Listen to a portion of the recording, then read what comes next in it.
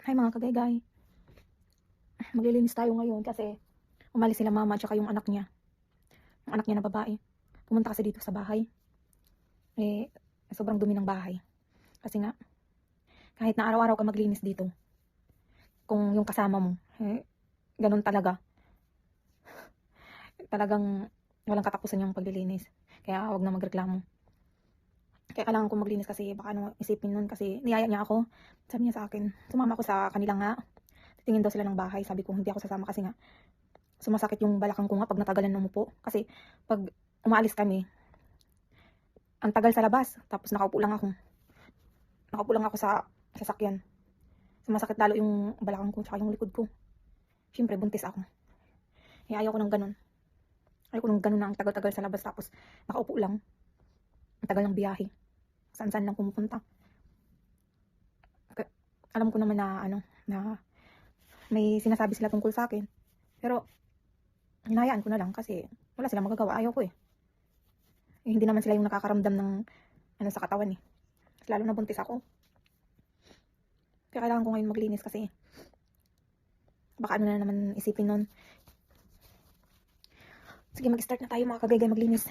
Tsaka ipapakita ko nga pala muna sa inyo yung bahay namin ngayon kung gaano kakalat na naman.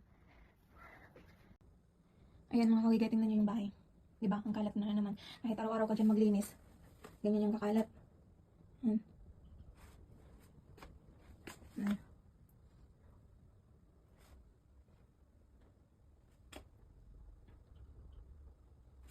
Tsaka dito. Tingnan mo. Ayan. Ang dumi, diba?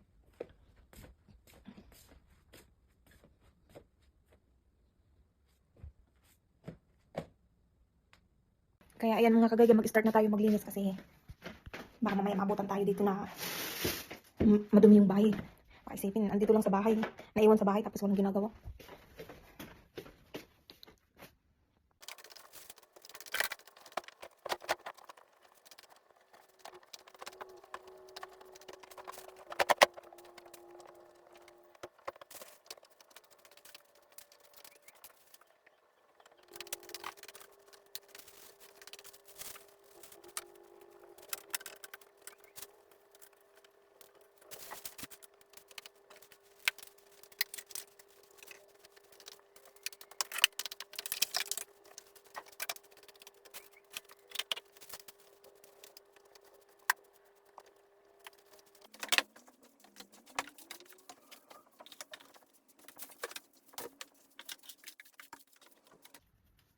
Ayan mga kagaygay, maglilinis din ako sa kwarto, magawalis din ako doon.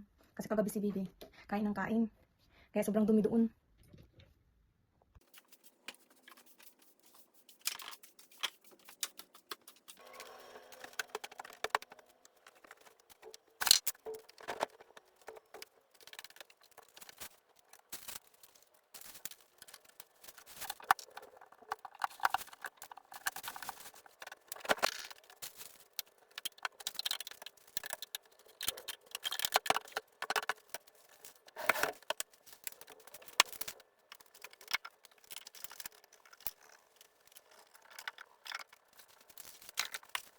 Ayan mga kagaygay, tingnan nyo.